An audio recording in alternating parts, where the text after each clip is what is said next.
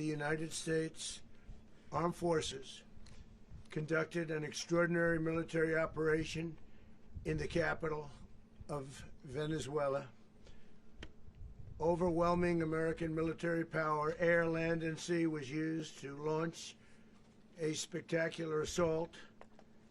And it was an assault like people have not seen since World War II. It was a force against a heavily fortified military fortress in the heart of Caracas to bring outlaw dictator Nicolas Maduro to justice. This was one of the most stunning, effective, and powerful displays of American military might and competence in American history. And if you think about it, we've done some other good ones, like the attack on Soleimani, the attack on al-Baghdadi, and the obliteration and decimation of the Iran nuclear sites just recently in an operation known as Midnight Hammer, all perfectly executed and done. No nation in the world could achieve what America achieved yesterday, or frankly in just a short period of time. All Venezuelan military capacities were rendered powerless as the men and women of our military, working with U.S. law enforcement, successfully captured Maduro in the dead of night. It was dark. The lights of Caracas were largely turned off due to a certain expertise that we have. It was dark and it was deadly. But captured along with his wife, Celia Flores, both of whom now face American justice. Maduro and Flores have been indicted in the Southern District of New York, it's Jay Clayton, for their campaign of deadly narco-terrorism against the United States and its citizens. I want to thank the men and women of our military who achieved such an extraordinary success overnight with breathtaking speed, power, precision, and competence. You rarely see anything like it. You've seen some raids in this country that didn't go so well. They were an embarrassment. If you look back to Afghanistan, or if you look back to the Jimmy Carter days, they were different days. We're a respected country again, like never before. These highly trained warriors, operating in collaboration with U.S. law enforcement, caught them in a very ready position. They were waiting for us. They knew we had many ships out in the sea, just sort of waiting. They knew we were coming. So they were in a ready, what's called a ready position. But they were completely overwhelmed and very quickly incapacitated. If you would have seen what I saw last night, you would have been very impressed. I'm not sure that you'll ever get to see it, but it was an incredible thing to see. Not a single American service member was killed, and not a single piece of American equipment was lost. We had many helicopters, many planes, many people involved in that fight. But think of that, not one piece of military equipment was lost, not one service member was, more importantly, killed. The United States military is the strongest and most fearsome military on the planet by far. With capabilities and skills our enemies can scarcely begin to imagine. We have the best equipment anywhere in the world. There's no equipment like what we have, and you see that even if you just look at the boats. You know, we've knocked out 97% of the drugs coming in by sea. 90%. Each boat kills on average 25,000 people. We knocked out 97%. And those drugs mostly come from a place called Venezuela. We're going to run the country until such time as we can do a safe, proper, and judicious transition. So we don't want to be involved with having somebody else get in, and we have the same situation that we had for the last long period of years. So we are going to run the country until such time as we can do a safe, proper, and judicious transition. And it has to be judicious, because that's what we're all about. We want peace, liberty, and justice for the great people of Venezuela, and that includes many from Venezuela that are now living in the United States and want to go back to their country. It's their homeland. We can't take a chance that somebody else takes over Venezuela that doesn't have the good of the Venezuelan people in mind. We've had decades of that. We're not going to let that happen.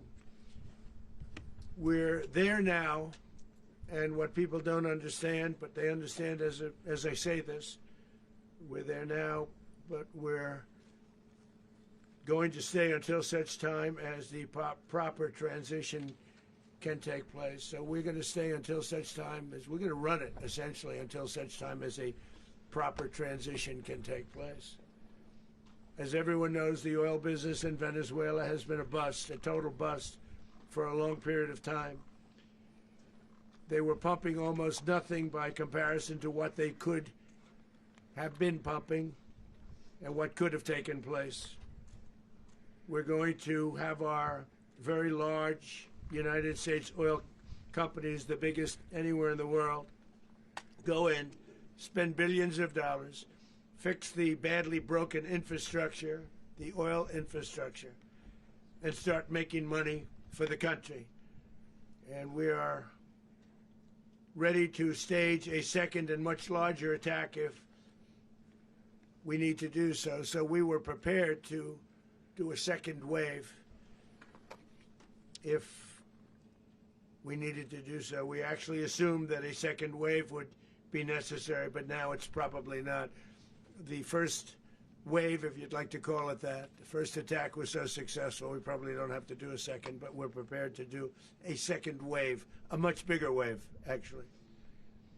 This was pinpoint, but we have a much bigger wave that probably won't have to do.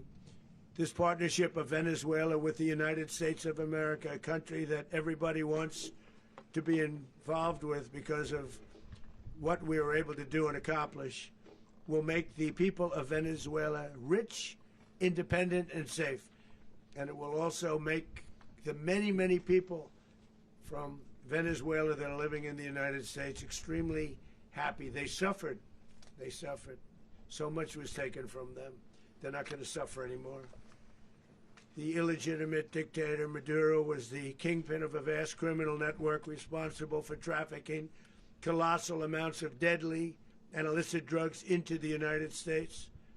As alleged in the indictment, he personally oversaw the vicious cartel known as Cartel de las Solas, which flooded our nation with lethal poison, responsible for the deaths of countless Americans, many, many Americans. Hundreds of thousands over the years of Americans died because of him. Maduro and his wife will soon face the full might of American justice and stand trial on American soil. Right now they're on a ship. They'll be heading to, ultimately, New York, and then a decision will be made, I assume, between New York and Miami or Florida. But we have people where the overwhelming evidence of their crimes will be presented in a court of law.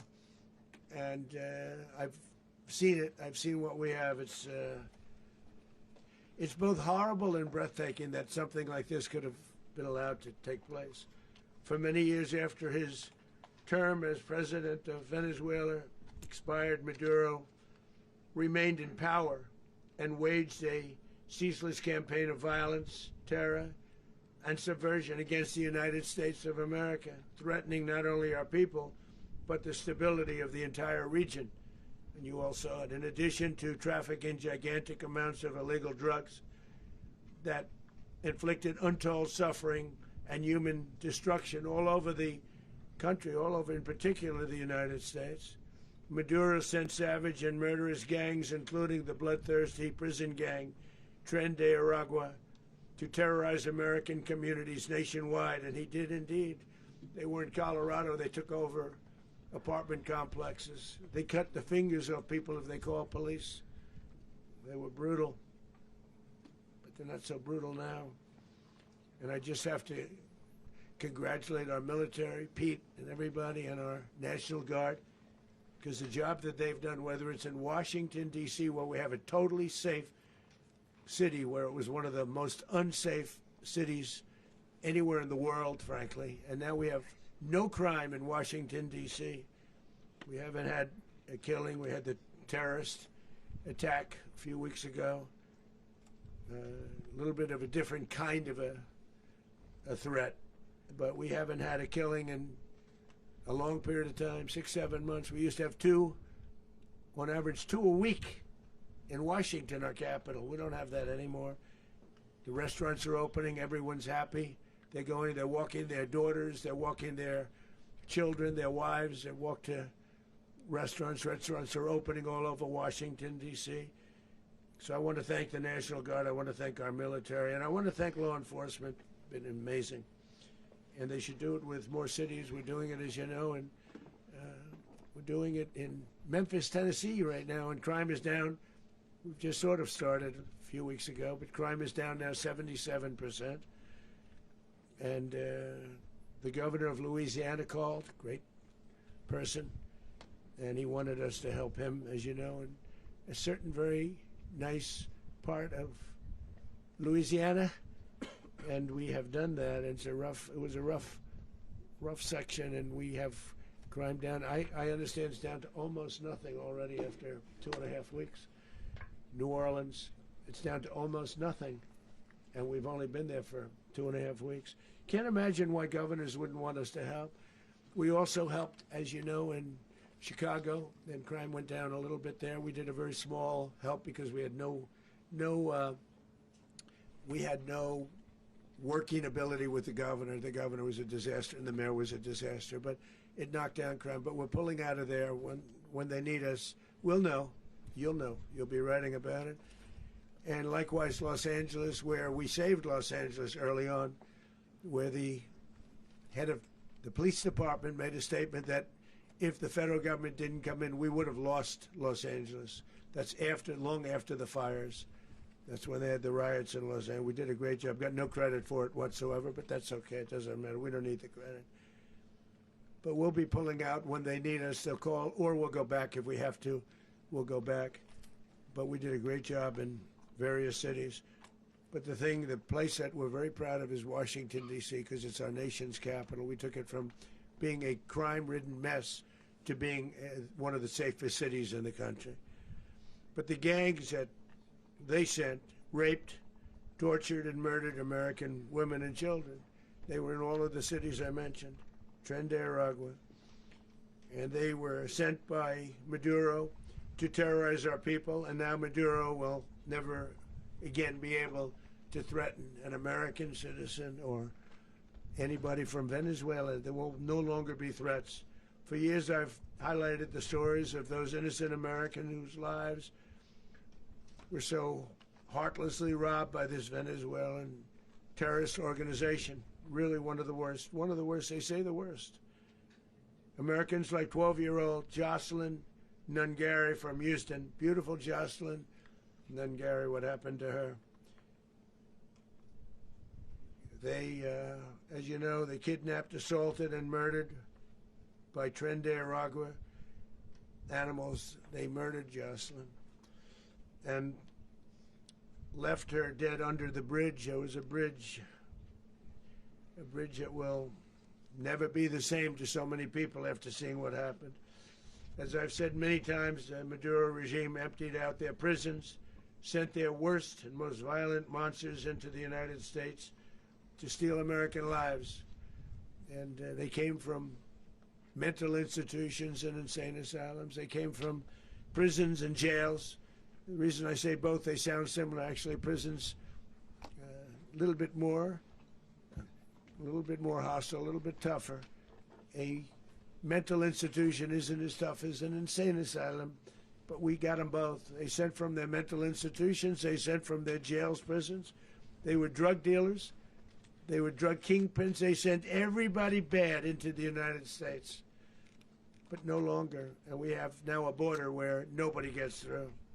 In addition, Venezuela unilaterally seized and stole American oil, American assets, and American platforms, costing us billions and billions of dollars. They did this a while ago, but we never had a president that did anything about it. They took all of our property. It was our property. We built it. And we never had a president that decided to do anything about it. Instead, they fought wars that were 10,000 miles away. We built Venezuela oil industry with American talent, drive, and skill, and the socialist regime stole it from us during those previous administrations, and they stole it through force. This constituted one of the largest thefts of American property in the history of our country. Considered the largest theft of property in the history of our country. Massive oil infrastructure was taken like we were babies, and we didn't do anything about it. I would have done something about it. America will never allow foreign powers to rob our people or drive us back into and out of our own hemisphere. That's what they did. Furthermore, under the now deposed dictator Maduro, Venezuela was increasingly hosting foreign adversaries in our region and acquiring menacing offensive weapons that could threaten U.S. interests and lives. And they used those weapons last night. Potentially in league with the cartels operating along our border. All of these actions were in gross violation of the core principles of American foreign policy, dating back more than 2 centuries. And not anymore. All the way back, it dated to the Monroe Doctrines. And the Monroe Doctrine is a big deal. But we've superseded it by a lot. By a real lot. They now call it the Monroe Document. I don't know. It's Monroe Doctrine. We sort of forgot about it. It was very important, but we forgot about it. We don't forget about it anymore. Under our new national security strategy, American dominance in the Western Hemisphere will never be questioned again. Won't happen. So just in concluding, for decades, other administrations have neglected or even contributed to these growing security threats in the Western Hemisphere. Under the Trump administration, we are reasserting American power in a very powerful way in our home region. And our home region is very different than it was just a short while ago. The future will be, and we did this in my first term. We had great dominance in my first term, and we have far greater dominance right now. Everyone's coming back to us. The future will be determined by the ability to protect commerce and territory and resources that are core to national security. These are core to our national security. Just like tariffs are, they've made our country rich, and they've made our national security stronger than ever before. But these are the iron laws that have always determined global power, and we're going to keep it that way. We will secure our borders, we will stop the terrorists, we will crash the cartels, and we will defend our citizens against all threats, foreign and domestic. Other presidents may have lacked the courage or whatever to defend America, but I will never allow terrorists and criminals to operate with impunity against the United States. This extremely successful operation should serve as warning to anyone who would threaten American sovereignty or endanger American lives. Very importantly, the embargo on all Venezuelan oil remains in full effect. The American Armada remains poised in position, and the United States retains all military options until United States demands have been fully met and fully satisfied. All political and military figures in Venezuela should understand what happened to Maduro can happen to them, and it will happen to them if they aren't just, fair, even to their people. The dictator and terrorist, Maduro, is finally gone in Venezuela. People are free. They're free again. It's been a long time for them, but they're free. America is a safer nation. This morning, it's a prouder nation this morning because it didn't allow this horrible person and this country that was doing very bad things to us. It didn't allow it to happen. And the Western Hemisphere is right now a much safer place to be. So I want to thank everybody for being here. I want to thank General Raisin Kane. He's a fantastic man. I've worked with a lot of generals. I worked with some I didn't like. I worked with some I didn't respect. I worked with some that just weren't good. But this guy is fantastic. I watched last night one of the most precise attacks on sovereignty. I mean, it was an attack for justice. And I'm very proud of him, and I'm very proud of our Secretary of War, Pete Hegseth, who I'm going to ask to say a few words. Thank you very much. Mr. President, can you explain how the U.S. will run Venezuela? Well, thank you, Mr. President.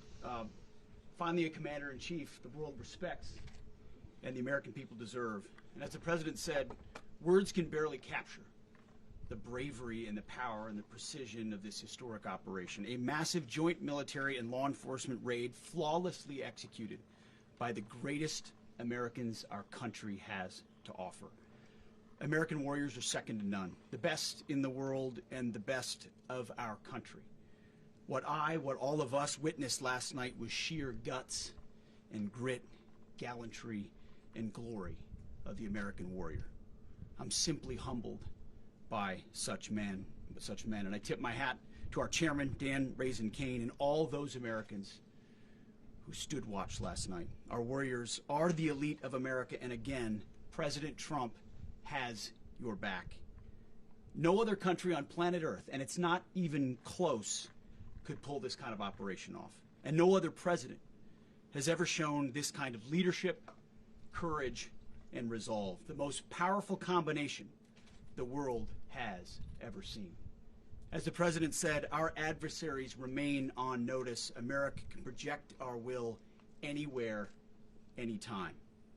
The coordination, the stealth, the lethality, the precision, the very long arm of American justice, all on full display in the middle of the night. Nicolas Maduro had his chance, just like Iran had their chance, until they didn't and until he didn't. He effed around, and he found out. President Trump is deadly serious about stopping the flow of gangs and violence to our country. Deadly serious about stopping the flow of drugs and poison to our people. Deadly serious about getting back the oil that was stolen from us. And deadly serious about reestablishing American deterrence and dominance in the Western Hemisphere. This is about the safety, security, freedom, and prosperity of the American people. This is America first. This is peace through strength. And the United States War Department is proud to help deliver it. Welcome to 2026, and under President Trump, America is back. I'd like to welcome now our chairman, Chairman Raisin Kane, to give a few more details about the operation. Mr. Chairman. Thank you, Mr. Secretary. Thank you, Mr. President, and good morning. Last night, on the order of the President of the United States and in support of a request from the Department of Justice, as the President said, the United States military conducted an apprehension mission in Caracas, Venezuela, to bring to justice two indicted persons, Nicolas and Cecilia Maduro. This operation, known as Operation Absolute Resolve, was discreet, precise, and conducted during the darkest hours of January 2nd and was the culmination of months of planning and rehearsal, an operation that, frankly, only the United States military could undertake. What I'd like to do this morning is talk to you through some of the preparation and the details without compromising any of our tactics, techniques, and procedures. There is always a chance that we'll be tasked to do this type of mission again. Our interagency work began months ago and built on decades of experience of integrating complex air, ground, space, and maritime operations. While the past 2 decades have honed the skills of our special operations forces, this particular mission required every component of our joint force, with soldiers, sailors, airmen, Marines, and Guardians working in unison with our intelligence agency partners and law enforcement teammates in an unprecedented operation. We leveraged our unmatched intelligence capabilities and our years of experience in hunting terrorists, and we could not have done this mission without the incredible work by various intelligence agencies, including the CIA, NSA, and NGA. We watched, we waited, we prepared, we remained patient and professional. This mission was meticulously planned, drawing lessons from decades of missions over the last many years, many missions over these last many years. This was an audacious operation that only the United States could do. It required the utmost of precision and integration within our joint force. And the word integration does not explain the sheer complexity of such a mission. An extraction so precise it involved more than 150 aircraft launching across the Western Hemisphere in close coordination, all coming together in time and place to layer effects for a single purpose: to get an interdiction force into downtown Caracas while maintaining the element of tactical surprise. Failure of one component of this well-oiled machine would have endangered the entire mission, and failure is never an option for America's joint force. Those in the air over Caracas last night were willing to give their lives for those on the ground and in the helicopters. Let me talk a little bit about the preparation. After months of work by our intelligence teammates to find Maduro and understand how he moved, where he lived, where he traveled, what he ate, what he wore, what were his pets, in early December, our force was set pending a series of aligned events. Key was choosing the right day to minimize the potential for civilian harm and maximize the element of surprise, and minimize the harm to the indicted personnel so, as the President said, they could be brought to justice. And as the President said earlier today, weather in Venezuela is always a factor this time of the year. And over the weeks through Christmas and New Year's, the men and women of the United States military sat ready, patiently waiting for the right triggers to be met and the President to order us into action. Last night, the weather broke just enough, clearing a path that only the most skilled aviators in the world could maneuver through. Ocean, mountain, low cloud ceilings, but when tasked with a mission, this organization does not quit. At 10:46 p.m. Eastern Time last night, the President ordered the United States military to move forward with this mission. He said to us, and we appreciate it, Mr. President, good luck and Godspeed. And those words were transmitted to the entire joint force. Over the course of the night, aircraft began launching from 20 different bases on land and sea across the Western Hemisphere. In total, more than 150 aircraft, bombers, fighters, intelligence, reconnaissance, surveillance, rotary wing were in the air last night. Thousands and thousands of hours of experience were airborne. Our youngest crew member was 20, and our oldest crew member was 49. And there's simply no match for American military might. As the night began, the helicopters took off with the extraction force, which included law enforcement officers, and began their flight into Venezuela at 100 feet above the water. As they approached Venezuelan shores, the United States began layering different effects provided by Spacecom, Cybercom, and other members of the interagency to create a pathway. Overhead, those forces were protected by aircraft from the United States Marines, the United States Navy, the United States Air Force, and the Air National Guard. The force included F-22s, F-35s, F-18s, EA-18s, E-2s, B-1 bombers, and other support aircraft, as well as numerous remotely piloted drones. As the force began to approach Caracas, the Joint Air Component began dismantling and disabling the air defense systems in Venezuela, employing weapons to ensure the safe passage of the helicopters into the target area. The goal of our air component is, was, and always will be to protect the helicopters and the ground force and get them to the target and get them home. As the force crossed the last point of high terrain where they'd been hiding in the clutter, we assessed that we had maintained totally the element of surprise.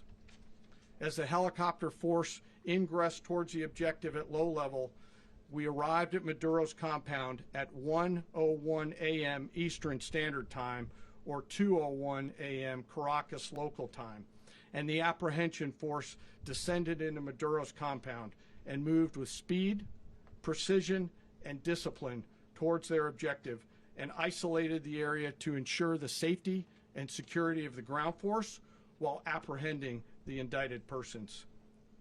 On arrival into the target area, the helicopters came under fire, and they replied with that fire with overwhelming force in self-defense.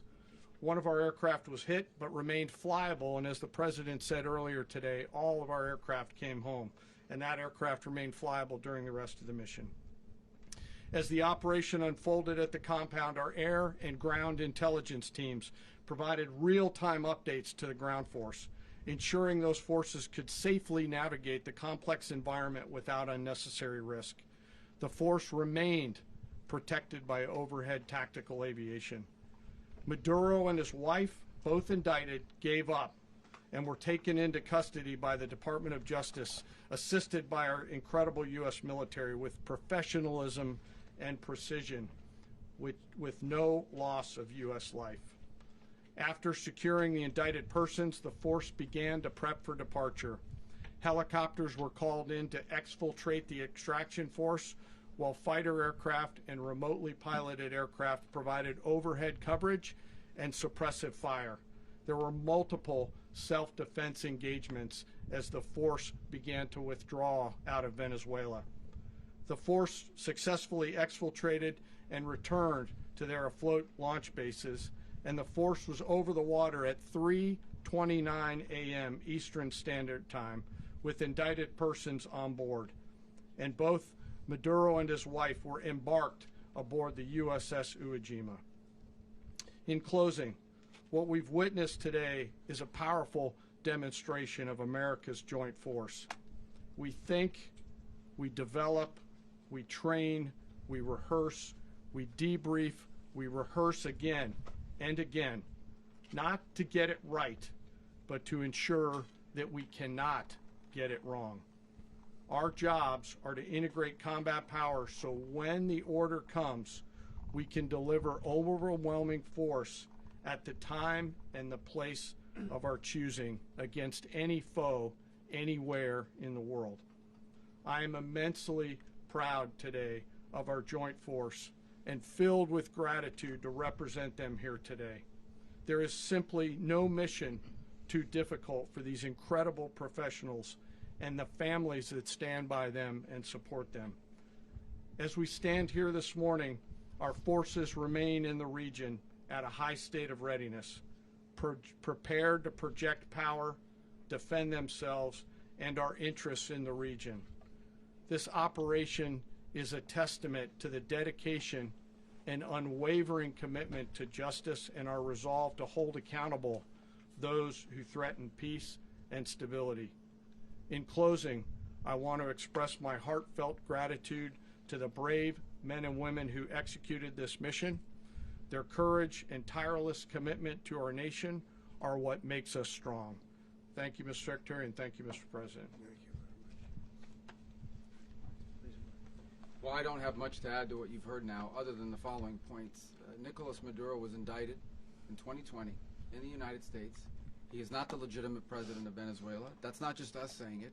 The first Trump administration, the Biden administration, the second Trump administration, none of those three recognized him. He's not recognized by the European Union and multiple countries around the world. He is a fugitive of American justice with a $50 million reward, which I guess we saved $50 million. And We should make sure. yeah, exactly. But Don't let anybody claim it. Nobody deserves it but us. But I want to be clear about one thing. Nicolas Maduro had multiple opportunities to avoid this. He was provided multiple very, very, very generous offers and chose instead to act like a wild man, chose instead to play around. And the result is what we saw tonight. The other message here is the following. You have a guy, like many people around the world, they like to play games. You have a guy who decides he's going to invite Iran into his country, is going to, do the confiscation of American oil companies, is going to flood our country with gang members, is going to take Americans prisoner and try to hold them for hostage and trade them like he was able to do with the Biden administration. Basically likes to play games all this time and thinks nothing's going to happen. And I hope what people now understand is that we have a president. The 47th president of the United States is not a game player. When he tells you that he's going to do something, when tells you he's going to address a problem, he means it. He actions it. I can tell you, I've watched this process now for 14, 15 years, been around it. Everybody talks. I'm going to do this. I'm going to do that. When I get there, we're going to do this. We're going to take. This is a president of action. Like, I don't understand yet how they haven't figured this out. And now, if you don't know, now you know. Because this is the way it's going to play out. And I think people need to understand that this is not a president that just talks and does letters and press conferences. And, if he says he's serious about something, he means it. And this is something that was a direct threat to the national interest of the United States. And the president addressed it. There's a president of peace, by the way. I told you what I just said earlier. This guy had multiple opportunities to find his way somewhere else and figure out another. He could have been living somewhere else right now very happy, but instead he wanted to play big boy. And so now, he's got other sets of problems on his hands. And but I think the message here should be for the world. Look, the president doesn't go out looking for people to pick fights with. He's not generally wants to get along with everybody. We'll talk and meet with anybody, but don't play games. Don't play games with this president's in office because it's not going to turn out well.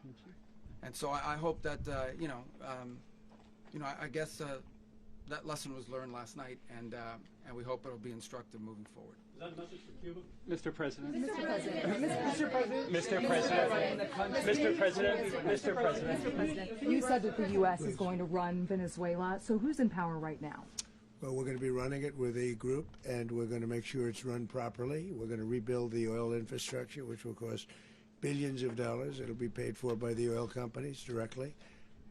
They will be reimbursed for what they're doing, but it's going to be paid. And we're going to get the oil flowing the way it should be. As you know, it was just a minor flow. It was actually a minor flow for what they have. But we're going to run it properly, and we're going to make sure the people of Venezuela are taken care of.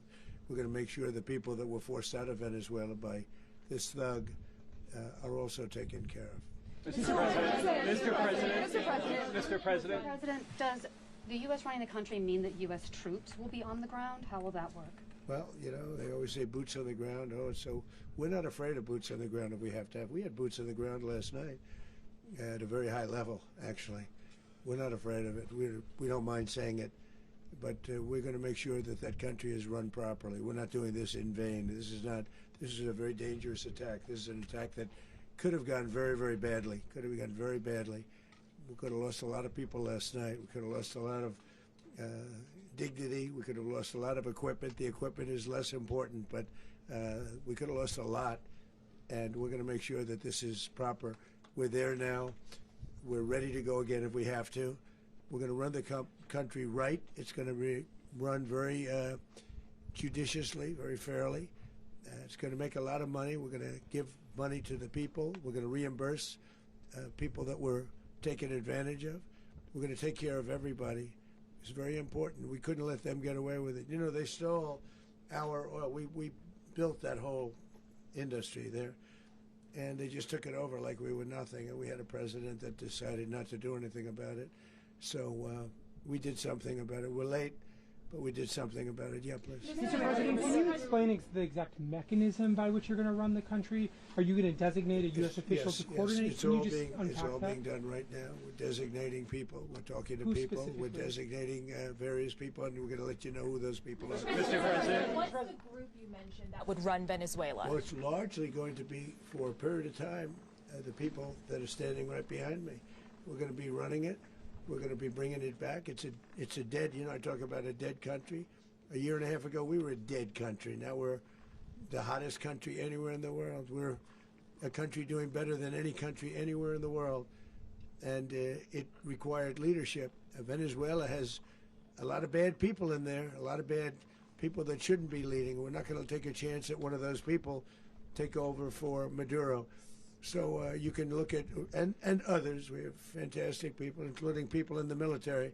So we're going to have a group of people running it until such time as it can be put back on track, make a lot of money for the people, and give people a great way of life, and also reimbursement for people in our country that were forced out of Venezuela. Mr. President, Rubio would be. You said earlier today that you weren't going to back Machado to come back and be the opposition leader in your Fox and Friends interview. And then you also mentioned the vice president of Venezuela. Are you going to work with the vice president of Venezuela, or how do you foresee the relationship Well, going? I understand she was just sworn in, but she was, as you know, picked by Maduro. So Marco's working on that directly. He just had a conversation with her, and she's essentially willing to do what we think is necessary to make Venezuela great again. Very simple. Mr. President, Colombian President Gustavo Petro, a couple weeks ago, you said he's got to watch his ass. And today, he said he's not concerned about anything happening to him in the aftermath of this operation. So, just what your message is Well, about he that. has cocaine mills. He has factories where he makes cocaine.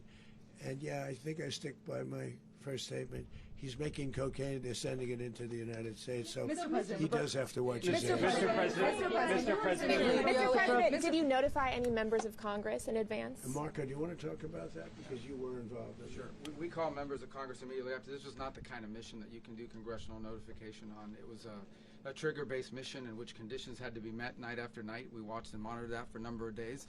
So it's just simply not the kind of mission you can call people and say, hey, we may do this at some point in the next 15 days. But it's largely a law enforcement function. Remember, at the end of the day, at its core, this was an arrest of 2 indicted fugitives of American justice, and the Department of War supported the Department of Justice in that job. Now, there are broader policy implications here, but it's just not the kind of mission that you can pre-notify because it endangers the mission. Mr. President, If I could add one thing to that, Congress has a tendency to leak. This would not be good. If they leaked, General, I think it would have been maybe a very different result. But I have to say, they knew we were coming at some point, We had a lot of ships out there. They sort of knew we were coming. But Congress will leak, and we don't want leakage. Mr. President, You were one of the only people to watch this all play out live. What was Maduro doing when the U.S. forces entered what I assume would be his home? And also, was there any point where the U.S. was considering if Maduro pushed back or resisted killing Maduro? It could have happened. It could have happened. He was trying to get into a safe place. You know what a safe place is, all steel. And he wasn't able to make it to the door because our guys were so fast. They went through the opposition so fast. And there was a lot of opposition. People were wondering, do we get them by surprise? Sort of surprised, but they were waiting for something. It was a lot of opposition. There was a lot of gunfire. You saw some of it today.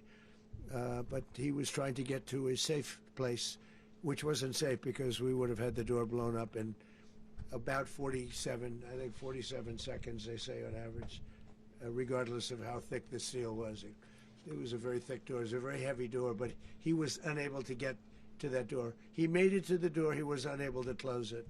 So where is Maduro going to be? Go ahead, finish. Where is Maduro going to be in the time being right now? Do you know his exact Well, whereabouts? eventually, ultimately, in the near future, he's going to be brought to New York. And where is he going to be Mr. held? President. Where is he going to be held in New York? Do you know? That's going to be up to the officials that do these things. Mr. President, the U.S. has something of a mixed track record of ousting dictators without necessarily a plan for what comes afterwards. Not with Did me, that though. weigh on your decision Well, that's making? when we had different presidents, but with me, that's not true. With me, we've had a perfect track record of winning. We win a lot, and we win. If you look at Soleimani, you look at al-Baghdadi, you look at the Midnight Hammer. Midnight Hammer was incredible. Right now, you wouldn't have peace in the Middle East. We have essentially peace in the Middle East because of that. If we weren't successful with Midnight Hammer, you wouldn't have peace in the Middle East. So, with me, you've had a lot of victory. You've had only victories. You've had no losses. Yeah. Mr. President, can you? How long do you expect the U.S. to run Venezuela, and how soon do you want the Venezuelan people to hold elections? So I'd like to do it quickly, but it takes a period of time. We're rebuilding. We have to rebuild their whole infrastructure. The infrastructure is rotted. It's actually very dangerous. It's blow-up territory. Oil is very dangerous. It's a very dangerous thing to take out of the ground. It can kill a lot of people. It has killed a lot of people doing just that. The infrastructure is old. It's rotted. Much of it is stuff that we put there 25 years ago, and we're going to be replacing it. And we're going to take a lot of money out so that we can take care of the country. Are you saying that Secretary Rubio and Mr. President, China, Russia, and Iran have interests in Venezuela. How does this operation affect your relationships with them when it comes to the oil and Well, in terms of drugs? China and Russia, well, Russia when we get things straightened out. But in terms of other countries that want oil, we're in the oil business. We're going to sell it to them. We're not going to say we're not going to. In other words, we'll be selling oil probably in much larger doses because they couldn't produce very much because their infrastructure was so bad. So we'll be selling large amounts of oil to other countries, many of whom are using it now, but I would say many more will come. Are you saying that, Mr. President, are you saying that? Oh. Mr. President, thank you. What is your message to the people of Venezuela today? Of course, the civilian population specifically, they have a lot of questions. What is your message to the people of Venezuela? That you're going to have peace, justice. You're going to have some of the riches that you should have had for a long period of time. It was stolen from you. But you're going to have peace and you're going to have safety. You're going to have justice. You're going to have a country. You're going to have a real country. You're going to have potentially a great country. You know, if you go back 20 years, maybe even a little longer ago, that was a great country. And they destroyed it.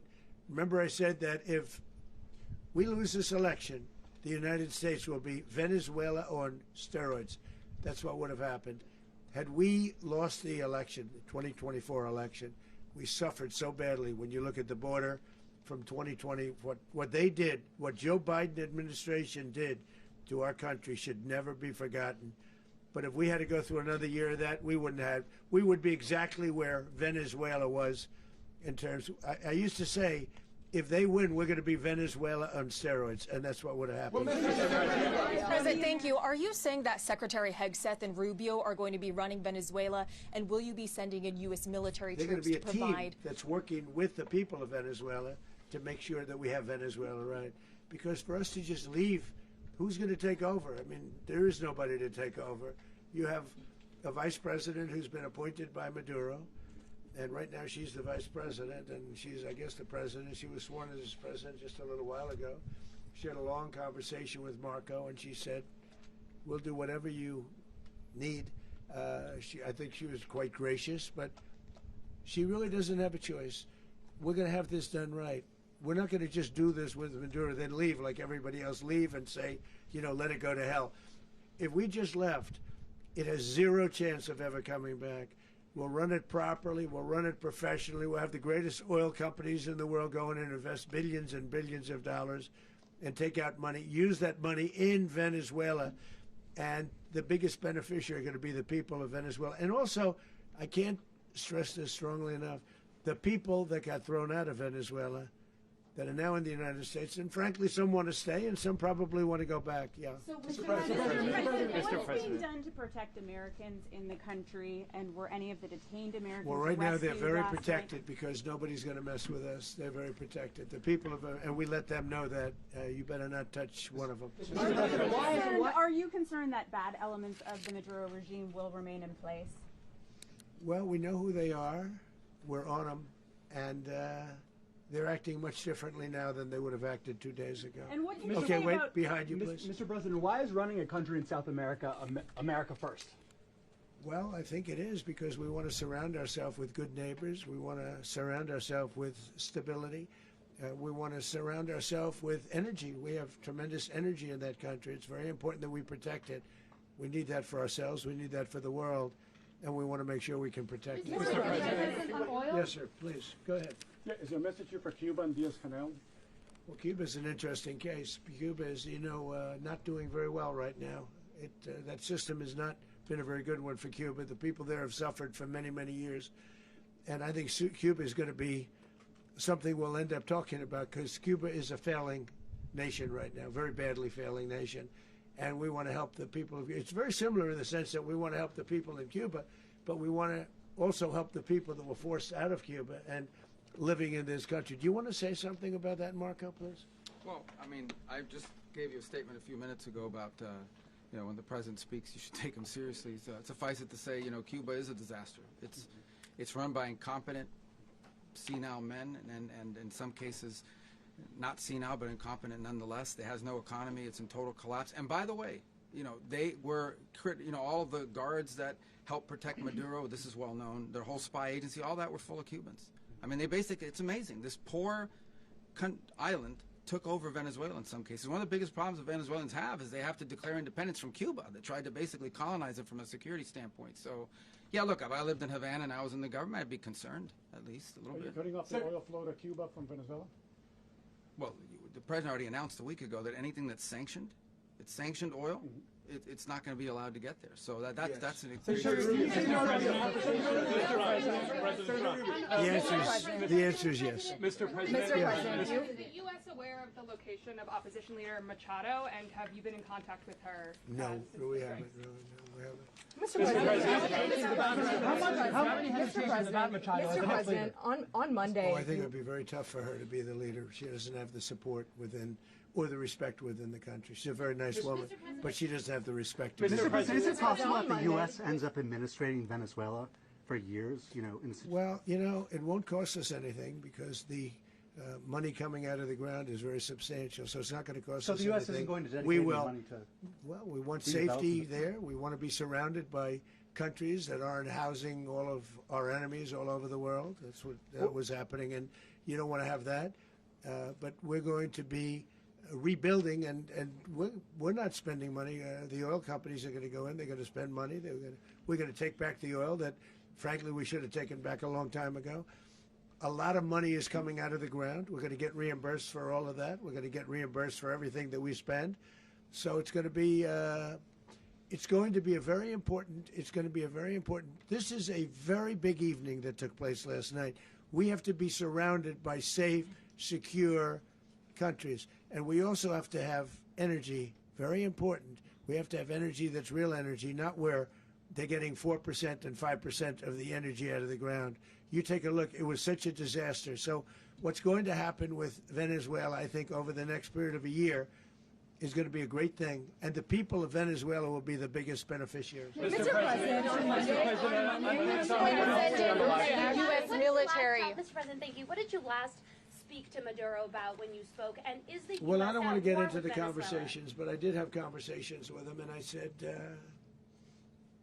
got to surrender. And I actually thought he was pretty close to doing so, but now he wished he did, yeah. Mr. President, can you explain, you said that Maduro is responsible for drug trafficking. You recently pardoned the former president of Honduras who was convicted on many drug trafficking. Can you explain how these two situations are different? And would you ever pardon Maduro? I endorsed, as you know, the winning president, the man who won in Honduras. I endorsed the man who won in Chile. I endorsed the man who won in Argentina. And we are doing very well with that whole group. What the man that I pardoned was, if you could equate it to us, he was treated like the Biden administration treated a man named Trump. That didn't work out too well for them. This was a man who was persecuted very unfairly. He was the head of the country. He was persecuted very unfairly. And there are a number of them. And we felt that it was a very unfair situation that happened to him. He's also a party member of the man who won. So obviously the people liked what I did. And one of the reasons that was done is because of the fact that the party in power felt very strongly that that man was treated very badly. I studied it very quickly, and then I studied it in great detail. I went to a lot of the people standing behind me, and they felt that that man was persecuted and treated very badly. That's why I gave him a pardon. Mr. President, you referenced boots on the ground earlier. Can you just sort of button this up? Do you envision the U.S. military having a presence in Venezuela as the U.S. runs that country? Well, no, we're going to have a presence in Venezuela as it pertains to oil, because we have to have, we're sending our expertise in. So you may need something, not very much. But no, we're going to be taking out a tremendous amount of wealth out of the ground. And that wealth is going to the people of Venezuela and people from outside of Venezuela that used to be in Venezuela. And it goes also to the United States of America in the form of reimbursement for the damages caused us by that country. So I want to thank you all very much. Thank you. Do you have one? Yes, please. You were so nice before. I'm going to give you the final question. Go Thank ahead. you, Mr. Unless it's a President. bad question, in It's which about case I'll Putin. go one word. It's about who? It's about Putin, if you want. About Putin. Well, Okay. that's always nice. You had a to talk phone. about Putin. You had a phone call with him Yeah. on Monday. Did he talk at all about Maduro? Did y'all talk about this? No, we didn't. And We then- never spoke about Maduro. Are you mad at him right now? I mean, there's this I'm not intelligence. thrilled with Putin. I'm not thrilled with Putin. He's killing too many people. There was that I intelligence. thought that would be so. I settled 8 1/4 war. You know what the 1/4 was? Thailand and Cambodia. I did it again. They broke out, and I did it in about 5 hours, and I settled it. I'm giving myself 1/4, so I'm up to now 8 1/4. In other words, I settled the war, but then they broke out. They had a pretty bad breakout over the last 4 days. I got them to go back to peace. So I only give 1/4. I thought the easiest one would be, one of the easier ones would be Russia, Ukraine. It's not. And they both have done some pretty bad things. And look, that's Biden's war. That's not my war. But I want to stop the lives. Did you see where last month, 30,000, it was 27,000 the month before. 30,000, mostly soldiers, were killed this last month. 30,000. I want to stop that. You know, I got NATO to pay 5% instead of the 2% that they weren't paying. They weren't paying 2, now they pay 5. And we send them a lot of munitions, we send them a lot of things, missiles and various other things, a lot. And they pay. The United States is not losing money. We're probably making money on that. It's the last thing I care about. I just want to stop all those people. We're losing 25, 30,000 human beings that come from 2 places that are very far away. But if I can stop, because it's something I've been pretty good at doing, deals, I guess. It's all a deal. Life is a big deal. But if I can stop that war and stop 30,000 young people, in addition to the fact that people are being killed in Kiev, people are being killed in other cities throughout, you know, a much smaller number, but they're being killed, viciously killed. So I'm not happy about it. I thought that would be something that would get solved. We have Mr. Witkoff here. I think that we're making progress, but that's a war that should have never happened. If I were president, it would have never happened. Putin says it. Everybody says it. If I were president, that would have never happened. But I inherited that war. That was Joe Biden, Zelensky, and Putin. I came into the situation, and it's a mess. And I will say this. I watched an operation last night that was so precise, that was so brilliant. I mean, it was incredible. If we had our people, like this general and our people involved, that war would not have gone on very long, that I can tell you. You told me That war, to use an old term, that war has become a bloodbath. And we want it to get stopped. Thank you very much. Are you concerned a rogue Venezuelan general can take over the country? Can you talk about your conversation with the Vice President?